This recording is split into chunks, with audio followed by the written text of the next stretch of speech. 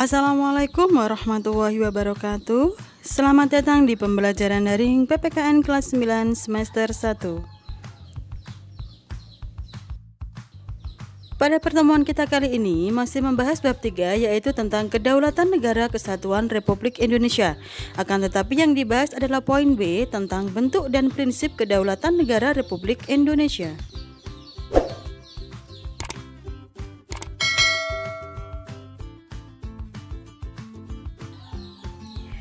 Negara Indonesia adalah negara yang berdasarkan atas kedaulatan rakyat. Landasan hukum negara Indonesia menganut kedaulatan rakyat ini ditegaskan di dalam Undang-Undang Dasar Negara Republik Indonesia tahun 1945. Yang pertama terdapat pada pembukaan Undang-Undang Dasar Negara Republik Indonesia tahun 1945 pada alinea keempat yang berbunyi, maka disusunlah kemerdekaan kebangsaan Indonesia itu dalam suatu Undang-Undang Dasar Negara Indonesia yang berbentuk dalam suatu susunan negara Republik Indonesia yang berkedaulatan rakyat. Yang kedua, terdapat pada pasal 1 ayat 2 Undang-Undang Dasar Negara Republik Indonesia tahun 1945 yang menegaskan bahwa kedaulatan berada di tangan rakyat dan dilaksanakan menurut Undang-Undang Dasar. Dengan demikian, pelaksanaan kedaulatan rakyat ditentukan oleh Undang-Undang Dasar Negara Republik Indonesia tahun 1945. Artinya, Undang-Undang Dasar Negara Republik Indonesia tahun 1945 menentukan bagian mana dari kedaulatan rakyat yang pelaksanaannya diserahkan kepada badan atau lembaga yang keberadaan, wewenang, tugas, dan fungsinya ditentukan oleh Undang-Undang Dasar. Namun, penyerahan ini tetap dalam pengawasan oleh rakyat, baik secara langsung maupun melalui lembaga yang dipilih atau dibentuk atas mandat rakyat. Ketentuan pasal 1 ayat 2 Undang-Undang Dasar Negara Republik Indonesia tahun 1945 telah mengubah sistem ketatanegaraan Indonesia dari Majelis Permusyawaratan Rakyat atau sering disebut dengan MPR sebagai pemegang kedaulatan rakyat kepada sistem kedaulatan rakyat yang diatur melalui Undang-Undang Dasar Negara Republik Indonesia tahun 1945.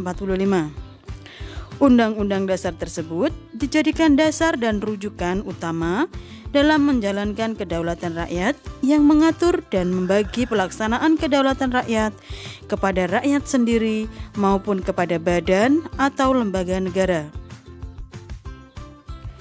Selain menganut teori kedaulatan rakyat, negara Republik Indonesia dipertegas dengan kedaulatan hukum. Dalam Undang-Undang Dasar Negara Republik Indonesia tahun 1945, pada pasal 1 ayat 3 dinyatakan negara Indonesia adalah negara hukum. Dan pada pasal 27 ayat 1 berbunyi, segala warga negara bersamaan kedudukannya di dalam hukum dan pemerintahan dan wajib menjunjung hukum dan pemerintahan itu dengan tidak ada kecualinya. Dari kedua pasal ini menegaskan bahwa pelaksanaan kedaulatan rakyat oleh lembaga negara sesuai Undang-Undang Dasar tidak bersifat mutlak atau tanpa batas. Kekuasaan, tugas, dan wewenang lembaga negara dilaksanakan sesuai dengan peraturan perundang-undangan yang berlaku. Berdasarkan paparan tadi, maka prinsip-prinsip kedaulatan negara Republik Indonesia adalah sebagai berikut. 1. Negara Indonesia adalah negara kesatuan yang berbentuk republik. 2. Kedaulatan berada di tangan rakyat dan dilaksanakan menurut Undang-Undang Dasar. 3. Negara Indonesia adalah negara hukum. 4. Presiden tidak dapat membekukan dan atau membubarkan Dewan Perwakilan Rakyat. 5. Menteri-menteri diangkat dan diberhentikan oleh Presiden. 6. MPR hanya dapat memberhentikan Presiden atau Wakil Presiden dalam masa jabatannya menurut Undang-Undang Dasar. Prinsip negara adalah kedaulatan rakyat. Ini memiliki hubungan yang sangat erat dengan makna demokrasi. Demokrasi ini berasal dari kata demos dan kratein. Demos berarti rakyat dan kratein berarti pemerintahan. Jadi, secara harafiah, demokrasi memiliki pengertian pemerintahan rakyat. Sedangkan menurut Abraham Lincoln mengartikan bahwa demokrasi adalah sebagai pemerintahan dari rakyat, oleh rakyat, dan untuk rakyat. Jadi, dalam negara demokrasi, rakyat yang memiliki kekuasaan untuk mengatur pemerintahan atau kekuasaan ada di tangan rakyat. Hal ini sejalan dengan makna kedaulatan rakyat. Dalam perkembangannya, demokrasi mengalami pasang surut. Hal ini ditandai oleh adanya beberapa istilah demokrasi yang menunjukkan bentuk pelaksanaan sistem pemerintahan demokrasi di suatu negara. Menurut Budiarjo pada tahun 2003, ini mengemukakan sejumlah syarat dasar untuk terselenggaranya pemerintahan yang demokratis di dalam rule of law sebagai berikut. 1. Perlindungan konstitusional. 2. Badan kehakiman yang bebas dan tidak memihak. 3. Pemilihan umum yang bebas. 4. Kebebasan untuk menyatakan pendapat. 5. Kebebasan untuk berserikat atau berorganisasi dan beroposisi. 6. Pendidikan kewarganegaraan. Kita tentunya telah mengetahui bahwa negara Indonesia adalah negara yang berdasarkan demokrasi Pancasila. Demokrasi Pancasila ini memiliki makna demokrasi yang dijiwai oleh nilai-nilai Pancasila sebagai satu kesatuan. Demokrasi yang dijiwai oleh nilai ketuhanan yang Maha Esa, kemanusiaan yang adil dan beradab, persatuan Indonesia, kerakyatan yang dipimpin oleh hikmat kebijaksanaan dalam permusyawaratan perwakilan, dan keadilan sosial rakyat Indonesia. Demokrasi Pancasila merupakan demokrasi yang sesuai dengan bangsa Indonesia, karena bersumber pada tata nilai sosial budaya bangsa yang sudah melekat dalam kehidupan masyarakat sejak dahulu. Asas atau prinsip utama dari demokrasi Pancasila yaitu pengambilan keputusan melalui musyawarah mufakat. Musyawarah berarti pembahasan untuk menyatukan pendapat dalam penyelesaian masalah bersama. Sedangkan kata mufakat adalah sesuatu yang telah disetujui sebagai keputusan berdasarkan kebulatan pendapat. Jadi, musyawarah mufakat berarti pengambilan suatu keputusan berdasarkan kehendak orang banyak atau rakyat sehingga tercapai kebulatan pendapat. Musyawarah mufakat harus berpangkal tolak pada hal-hal sebagai berikut. Yang pertama, musyawarah mufakat bersumberkan inti kerakyatan yang dipimpin oleh hikmat kebijaksanaan dalam permusyawaratan atau perwakilan. 2. Pengambilan keputusan harus berdasarkan kehendak rakyat melalui hikmat kebijaksanaan. 3. Cara mengemukakan hikmat kebijaksanaan harus berdasarkan akal sehat dan hati nurani luhur, serta mempertimbangkan persatuan dan kesatuan bangsa serta kepentingan rakyat. Yang keempat, keputusan yang diambil harus dapat dipertanggungjawabkan secara moral kepada Tuhan, serta menjunjung tinggi nilai kemanusiaan dan keadilan. Yang kelima, keputusan harus dilaksanakan secara jujur dan bertanggung jawab. Nilai lebih dari demokrasi Pancasila adalah adanya penghargaan terhadap hak asasi manusia dan hak minoritas. Demokrasi Pancasila tidak mengenal dominasi mayoritas ataupun tirani minoritas. Yang disebut dengan dominasi mayoritas adalah mengandung makna bahwa kelompok besar menguasai segi kehidupan dengan mengabaikan kelompok yang kecil. Kepentingan kelompok kecil diabaikan oleh kepentingan dari kelompok yang terbesar dalam masyarakat. Sedangkan yang disebut dengan tirani minoritas berarti kelompok kecil menguasai segi kehidupan dengan mengabaikan kelompok besar.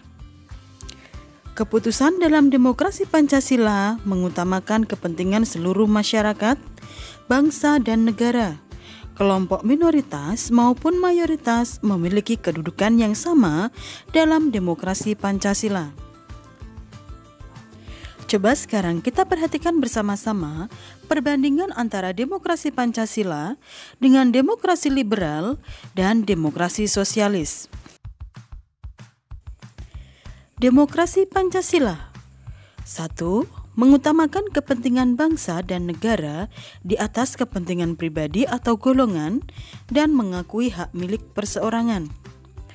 2. Keputusan diambil dengan musyawarah mufakat. 3. Agama merupakan bagian yang tidak terpisahkan dari kehidupan bernegara. 4. Tidak dikenalnya diktator mayoritas dan tirani minoritas. Kita bandingkan dengan yang kedua adalah demokrasi liberal. 1. Mengutamakan kepentingan pribadi dengan mendukung sepenuhnya usaha pribadi. 2. Keputusan diambil dengan suara terbanyak. 3. Memisahkan urusan agama dengan kehidupan negara. 4. Keputusan ditentukan oleh kesepakatan individu sebagai warga negara. Kita bandingkan lagi dengan demokrasi sosialis. 1. Mengutamakan kepentingan bersama dengan mengabaikan kepentingan pribadi. 2. Keputusan diambil berdasarkan kehendak mayoritas. 3. Tidak mengenal agama karena tidak mengakui adanya Tuhan yang Maha Esa. 4. Suara mayoritas kelompok besar masyarakat yang menentukan segalanya. Pelaksanaan demokrasi di Indonesia ini dilakukan dengan dua cara. Cara yang pertama adalah cara langsung, dan cara yang kedua adalah tidak langsung. Contoh pelaksanaan demokrasi secara langsung adalah pelaksanaan pemilihan presiden dan wakil presiden, pemilihan kepala daerah dan wakil kepala daerah, serta pemilihan kepala desa. Dengan demikian, wakil rakyat dalam pemerintahan negara Indonesia ditentukan secara langsung oleh rakyat yang telah memenuhi persyaratan, bukan oleh lembaga perwakilan rakyat. Sedangkan contoh pelaksanaan demokrasi tidak langsung adalah adanya lembaga perwakilan rakyat yang bertugas untuk menyampaikan aspirasi dan amanat rakyat dalam pemerintahan. Wakil-wakil rakyat yang akan duduk di DPR, DPD, dan DPRD dipilih oleh rakyat secara langsung melalui pemilihan umum. Peranan rakyat dalam pelaksanaan demokrasi di Indonesia dapat dilihat dari cara berikut. Yang pertama adalah pengisian keanggotaan MPR. Karena anggota MPR terdiri atas anggota DPR dan anggota DPD. Ini pada pasal 2 ayat 1 Undang-Undang Negara Republik Indonesia tahun 1945. Yang kedua, pengisian keanggotaan DPR melalui pemilu. Terdapat pada pasal 19 ayat 1. Yang ketiga, pengisian keanggotaan DPD. Ini terletak pada pasal 22C ayat 1. Yang keempat, pemilihan presiden dan wakil presiden dalam satu paket pasangan secara langsung. Ditegaskan dalam pasal 6A ayat 1 Undang-Undang Dasar Negara Republik Indonesia tahun 1945. Yang kelima, pemilihan kepala daerah dan wakil kepala daerah. Ini sudah diatur dalam UU nomor 23 tahun 2014. Pemilihan umum merupakan perwujudan dari kedaulatan rakyat dan demokrasi. Selain itu, peranan rakyat dalam mewujudkan kedaulatannya tidak hanya melaksanakan pemilu, akan tetapi dapat dilakukan dengan cara berperan aktif memberikan masukan, usulan, dan kritikan objektif kepada pemerintah, serta mengawasi jalannya roda pemerintahan.